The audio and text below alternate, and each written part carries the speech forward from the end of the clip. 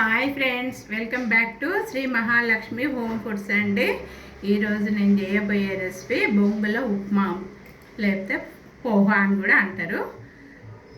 ఇప్పుడు బొంగుల ఉప్మాకు కావాల్సిన పదార్థంలో శనగపప్పు, ఉల్లిగడ్డ, పచ్చిమిర్చి, ఉప్పు, పల్లీలు, పోపు గింజలు, కరివేపాకు, పుట్నాల పొడి అండి,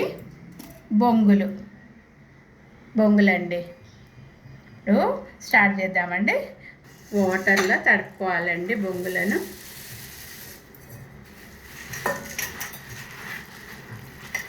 వాటర్లో తడుపుకొని కొంచెం వాటర్లో నుంచి పిండి పక్కకు పెట్టుకోవాలి.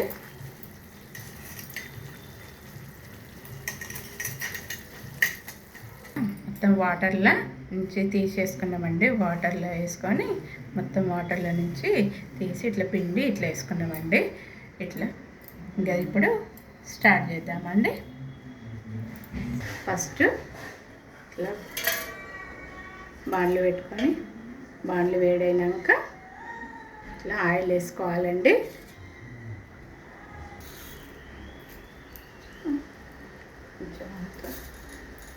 వేసుకోవాలండి. ఇట్లా పోపు గింజలు వేసినండి. ఇప్పుడు కొంచెం శనగపప్పు కూడా వేస్తున్నా.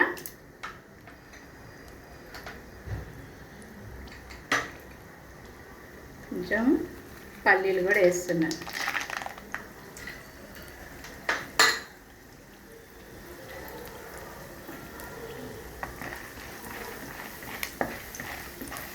ఆనియన్స్ కూడా వేసుకోవాలండి.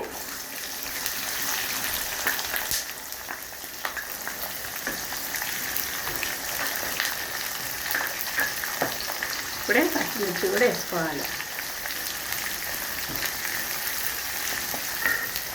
ఇప్పుడు కరివేపాకు వేస్తున్నానండి.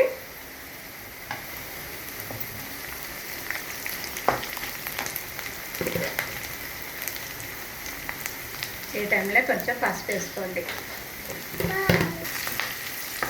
ఇప్పుడే కొంచెం సాల్ట్ కూడా వేసుకోండి. ఇట్లా సాల్ట్ వేసుకోవాలి. ఇప్పుడు ఇది రెడీ అయిపోయింది కదండి. దీంట్లో ఈ తడిపి పిండుకున్న బొంగులను ఇలా వేసుకోవాలి. ఇలా కలుపుకోవాలండి. మొత్తము అంతా కలిసేటట్టుగా ఇలా కలుపుకోవాలి. పొడి ఏంటంటే ఇప్పుడు ఇది పుట్నాల పొడి అండి. ఈ పోహాకు ఈ బొంగుల ఉప్మా అనొచ్చు, పోహా అనొచ్చు. దీనికి ఇట్లా పుట్నాల పొడి వేసుకోవాలండి. ఈ పుట్నాల పొడి వేసుకుంటే చాలా టేస్ట్ ఉంటుంది. ఇట్లా మీరు కూడా ఈ పుట్నాల పొడి వేసి ఇలా వేసుకోండి. సూపర్ టేస్ట్ ఉంటుంది. రెడీ అయిపోయిందండి ఈ బొంగుల ఉప్మా. అవి సర్వింగ్ బౌల్లోకి తీసుకుందామండి. ఫైనల్గా మాకు ఈరోజు బ్రేక్ఫాస్ట్ రెడీ అయిపోయిందండి. మీరు కూడా మా వీడియోని చూసి ఈ బొంగుల ఉప్మా ఎలా చేసుకోవాలనో చూసి చేసుకోండి. మంచిగా మా వీడియోకి లైక్ చేయండి, షేర్ చేయండి, సబ్స్క్రైబ్ చేసుకోండి. బాయ్.